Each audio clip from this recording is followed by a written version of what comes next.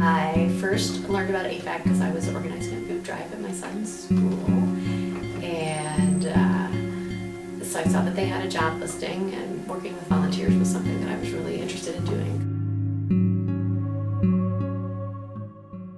Welcome to AFAC. This is the Arlington Food Assistance Center. You are in our client waiting room. Clients come here 5 mornings a week, and also Saturday morning, Thursday evenings. They come into this room and they can get bread. They can get, if we have some extra food like canned pumpkin, they get it from that shelf. And then they get checked in at this desk here. All clients must be residents of Arlington County. We keep a database, and they have a little swipe card like your grocery store or CVS swipe card or something. So they swipe themselves in, and then they can come get food.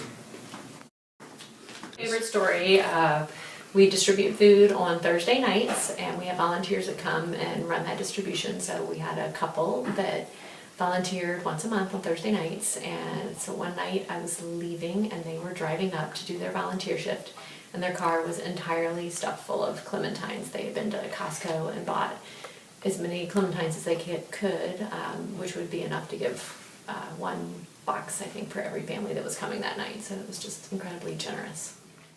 So once they've checked in, they come into this room, and this is where they're able to select their food. AFAC is slightly different from other food banks or food pantries in that we believe in choice, and we're able to let clients choose the food that they want, that their families will like. So you've come at a time when the shelves are mostly empty, but we'll look and we'll use our imaginations. This is the miscellaneous shelf.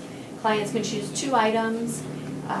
Some families might like peanut butter and caramel sauce, and others might like matzah and Triscuits. Shelf during distribution would be full of oatmeal and cereal. The shelves below it would have produce on it. So the shelf would have fruit like apples and oranges, and the next 2 shelves would have vegetables.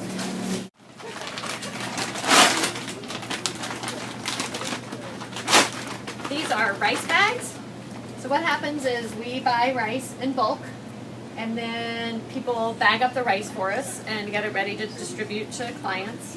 And then we have the extra bags. So a group of volunteers were talking about the bags, what a shame to throw it all away. So they took the bags home and they made them into tote bags. So then, that was several years ago, then we had a partnership.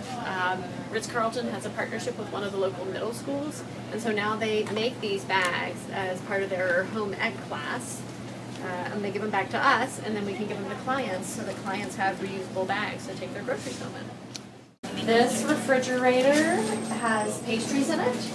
Those are donated by Girl Scouts or picked up from grocery stores. So that's a good treat for the families that come here.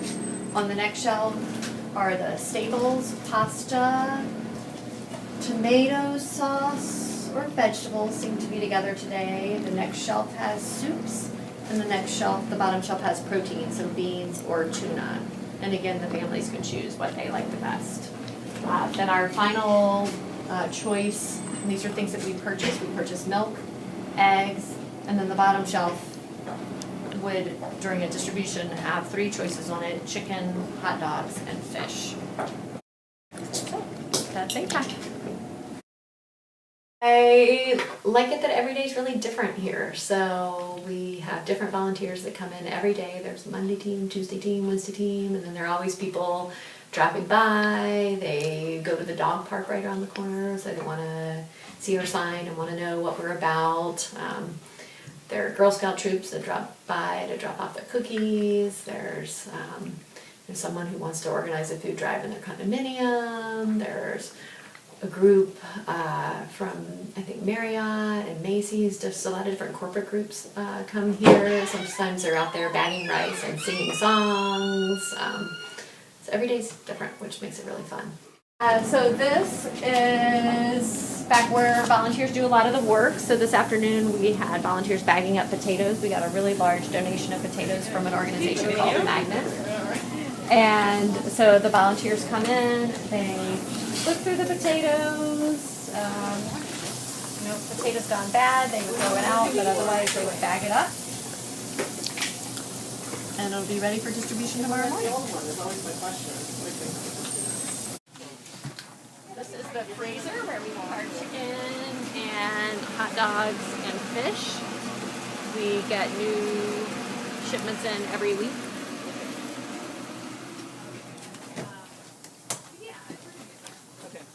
We'll have volunteers that'll sort it out into categories, like all the tuna will go together, all the vegetables will go together.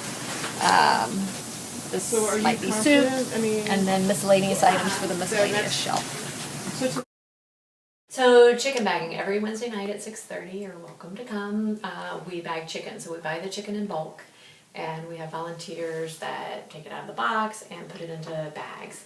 So there's a family that's been doing that twice a month for as many years as I've been here, and definitely for longer. The girls were teenagers, now one of them's gone off to college, and the mom and the dad and the two daughters come every other Wednesday night to lead up that effort.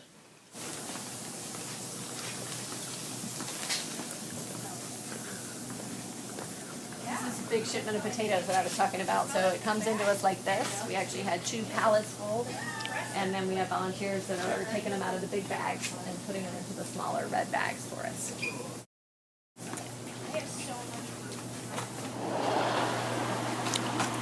This is primarily the milk and eggs. We have to get these delivered twice a week to keep it stocked up.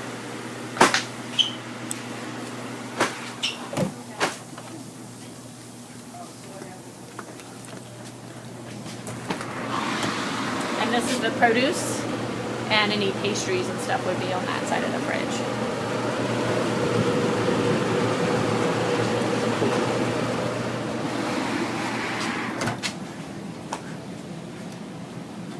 Volunteering is such an important way for people to get involved in their community, give back to their community, feel good about what they're doing.